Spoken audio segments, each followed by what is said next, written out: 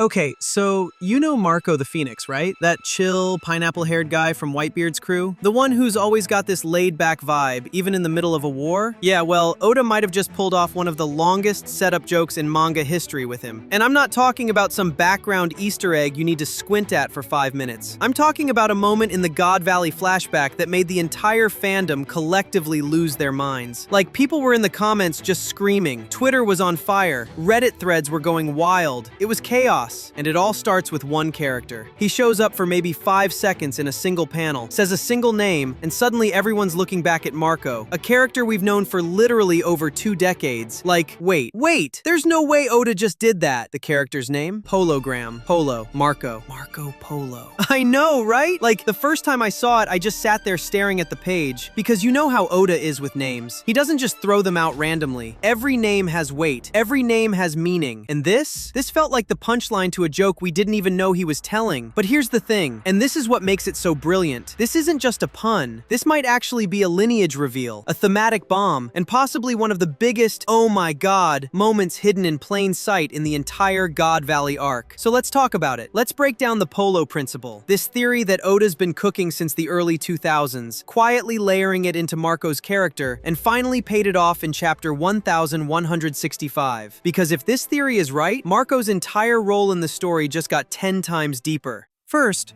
we need some context. And to understand why Polo Gram's arrival shook everyone, we need to talk about how Oda structured this entire God Valley flashback. This arc isn't just a history lesson. It's not just, here's what happened 38 years ago, cool story, bro. No, this is Oda at his finest. This is him threading the past directly into the present, showing us that everything in One Piece is connected. Every panel matters. Every face could be important. Every name could come back to haunt us later. God Valley is basically a narrative crossroads. It's where the old generation's story reaches its peak and where the seeds for the current era get planted. Roger, Garp, Whitebeard, the Rocks Pirates, the Celestial Dragons, the God Valley incident itself. This is the event that shaped the world Luffy is trying to change. So when Oda shows us something in this flashback, you better believe it's going to matter. Now, back in chapter 1163, readers started noticing something weird. There's this guy fighting on the battlefield, right in the thick of the action, and he has that unmistakable pineapple-shaped hair, Marco's exact facial features, like the same eyes, same jawline, same everything. The exact posture Marco usually has when he goes into battle mode, and he's fighting hard, like he straight up kicks Silver Axe. People immediately went, that's Marco. That's literally Marco. Fan artists started doing side-by-side comparisons. The resemblance was uncanny. It wasn't just, oh, they have similar hair. It was, this is the same character design. And for a mangaka as detail-oriented as Oda, that's never an accident. But it couldn't be Marco, because this was 38 years ago, and Marco would have been 7 years old. Like a literal child, not out here fighting Rocks Pirates and kicking legendary crew members. So everyone waited. Screenshots got zoomed in and analyzed pixel by pixel. Theories started bubbling up in the community. People kept asking, Oda, what are you cooking? What is this? Why does this guy look exactly like Marco? Some people thought it was just Oda reusing a character design. Maybe he was being lazy, or maybe it was just a coincidence. But anyone who's read One Piece for more than 5 minutes knows Oda doesn't do coincidences. Not with character designs, not with names, not with anything. Then chapter 1165 drops the answer. The guy's name is revealed, Polo Gram, captain of the Polo Pirates, a completely independent pirate crew present at God Valley. He's not a Rocks pirate, not part of Roger's crew, not a Marine, just some dude with Marco's exact face casually existing at one of the most important historical events in the world. And people were like, okay, so he's got a name. Cool, but why does he look like Marco? What's the connection? And then, Oda goes even further, because Polo Gram isn't just a background extra. He's not just there to fill space, he actually interacts with Whitebeard. There's this scene where Polo Gram is sitting on a rocky cliff, and he sees young Edward Newgate, young Whitebeard, before he's built his legendary crew, and Polo calls himself a big fan. He's clearly impressed by Newgate's strength. Now, this moment is small. It's easy to overlook, but it holds giant implications, because it quietly reinforces who Whitebeard is at his core. Someone who won't join a family but will build one. Whitebeard doesn't follow, he leads. He doesn't become someone's son, he becomes everyone's father. And the idea that the man Whitebeard rejected at God Valley becomes Marco's biological father? That the son of the man Whitebeard turned down ends up becoming Whitebeard's firstborn son, his right-hand man, his most trusted commander? That's the kind of poetic, generational, full-circle storytelling that only Oda would set up. That's the kind of narrative symmetry that makes you sit back and go, yeah, that's it. That's the whole story right there. This scene is small, but the weight it carries is massive. Because it's not just about Polo Gram trying to recruit Whitebeard, it's about legacy. It's about how one moment, one rejection, can ripple through time and shape an entire family.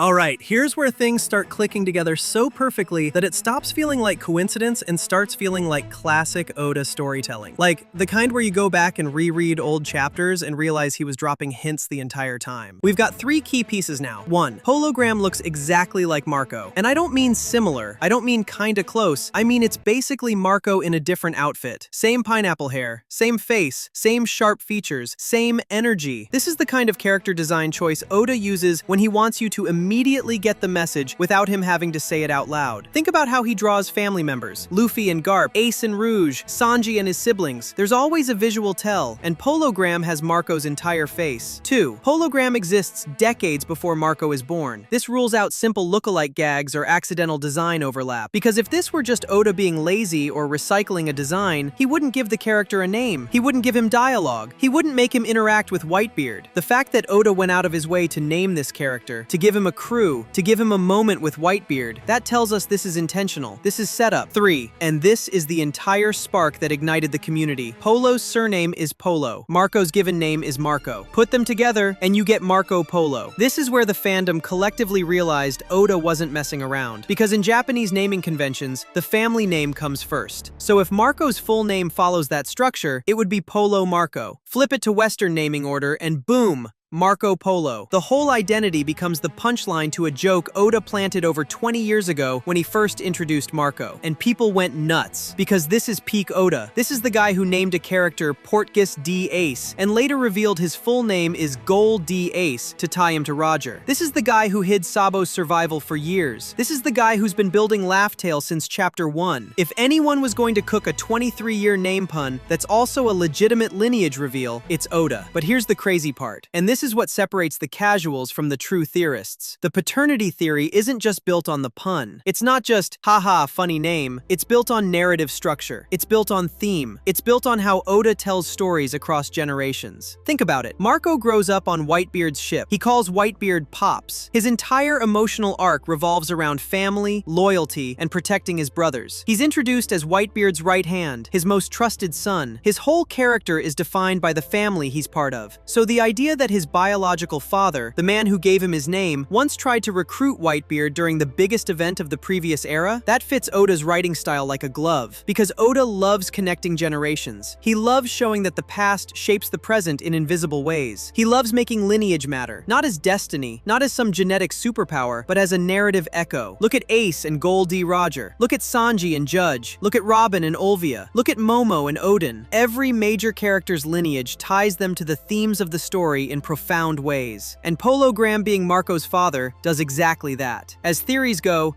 this one is absurdly clean. No contradictions, no weird timeline gymnastics, no, well, if you squint and ignore this part, it could work. It just fits. Like a puzzle piece you didn't know was missing until it clicked into place. Okay, now this is where it goes from funny pun to, wait, hold on, this connects to everything.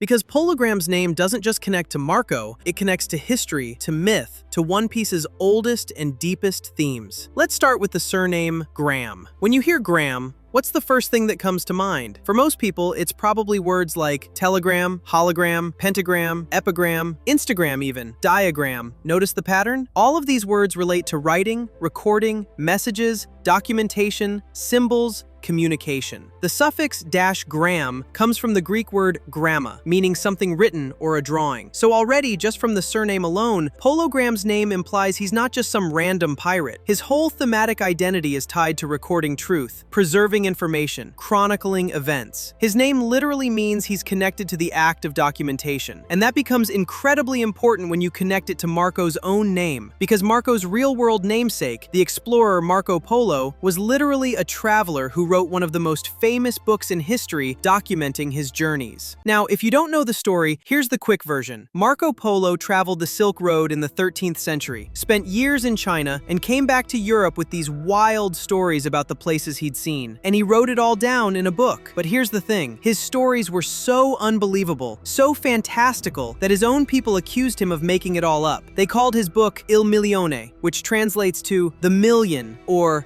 a million lies. People thought he was just a storyteller, a liar, someone embellishing the truth for fame. But he wasn't lying. He was just the first European to document things no one back home had ever seen. Now look at One Piece. Look at the themes Oda keeps coming back to again and again. You have this whole archetype of characters whose true stories are mistaken for lies. Oda calls them the brag men. Mont Blanc Nolan told the truth about Shandora, the city of gold. He saw it with his own eyes, brought back evidence, told everyone about this incredible place. And what happened? The king called him a liar. They executed him as a fraud. His name became a legend, Nolan the Liar. And for 400 years, people told stories about the fool who claimed to find a city of gold. But he wasn't lying. Shandora was real. It just got knocked into the sky. Louis Arnaud, another adventurer, suffered the same fate. He explored. He documented. He told the truth, and the world called him a liar. Even Robin's entire tragedy began because O'Hara told truths the world wanted erased. The scholars studied the poneglyphs, uncovered the Void Century, learned the real history, and the world government destroyed them for it. They were truth-tellers punished for knowing too much. This is a core theme in One Piece. The people who seek and speak the truth are often branded as liars, criminals, or madmen. Look at the thematic chain. Polo Gram, a name tied to documentation, writing, recording. Marco, named after the real explorer Marco Polo. Marco Polo, the writer whose book was called A Million Lies. Explorers accused of lying but actually telling the truth. Marco's nickname, of the Million Lies. It all connects. Every piece fits. The implication here is massive. Marco's family might be part of a lineage connected to history itself, a bloodline of truth-tellers, explorers, chroniclers, and documentarians who were mistaken for liars. And suddenly, when you look back at Marco's role in the story, things start making way more sense. Marco's always present at history's turning points. Marineford, the death of an era, the moment the world changed, the war of the best that reshaped the entire power structure. Wano, the closed-off country directly connected to the Void Century, the place where poneglyphs were made, where Odin learned the true history. Marco's never the main character in these moments. He's never the one making the big speeches or landing the final blow, but he's always there. He's always the silent constant, the one who witnesses, the one who survives, the one who carries the memory forward. Maybe that's not by chance. Maybe it's because his family has always been tied to the preservation of truth. Maybe being present at history's crossroads isn't coincidence. It's in his blood. It's subtle, but it completely changes the way you see him. Marco isn't just a healer. He isn't just Whitebeard's son.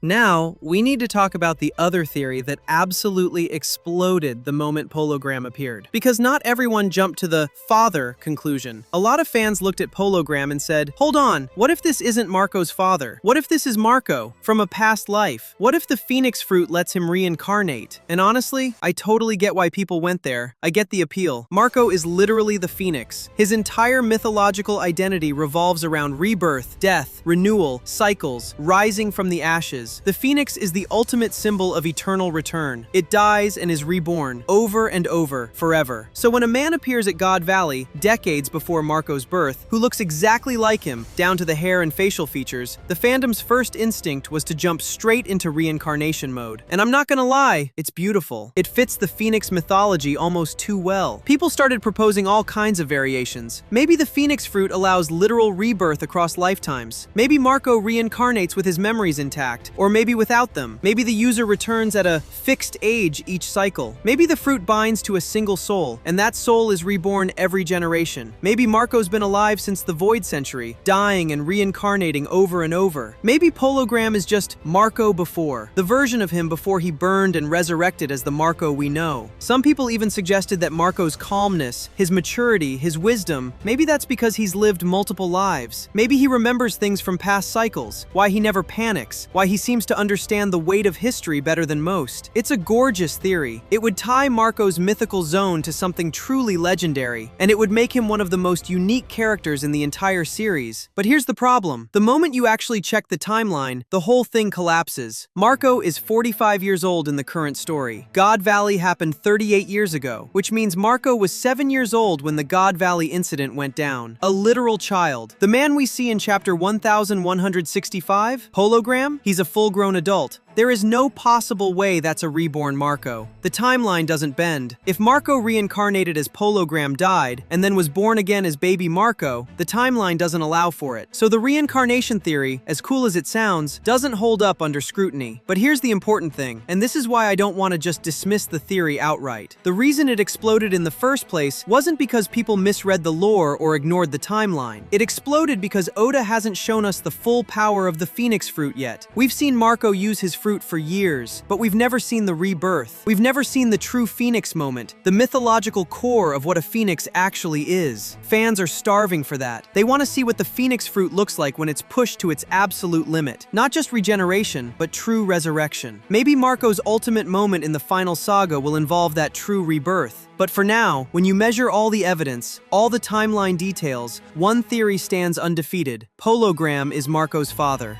Not Marco's past self, but the paternity theory is the one that actually works. It's the one supported by the timeline and Oda's storytelling style. So there it is, a one-panel cameo, a single name reveal. Something that, on the surface, looks like a throwaway joke. Everything connects. And honestly, this reveal feels like Oda tapping us on the shoulder and saying, hey, pay attention, Marco's story isn't done yet, because we're heading into the final saga. The moment everything Oda's been building finally comes to a head. I don't know, maybe I'm reaching. Maybe Oda's just messing with us. I don't think this is the end of Marco's story. I think it's the beginning of understanding his true purpose. So now I want to hear from you. Do you think Marco's lineage is a hint toward his future role in the final war? Do you think the Phoenix fruit still has a hidden ability tied to rebirth that we haven't seen yet? Maybe an awakening that lets him bring others back, or resurrect the will of the past. Let me know what you think, because this theory might be one of the most important character reworks in the entire saga, and it came from a single, tiny panel in a flashback arc. If you enjoyed this breakdown, hit that subscribe button, drop a like, and tell me which God Valley reveal you want me to analyze next. But for now, let's just sit with this. Oda, you madman, you absolute legend.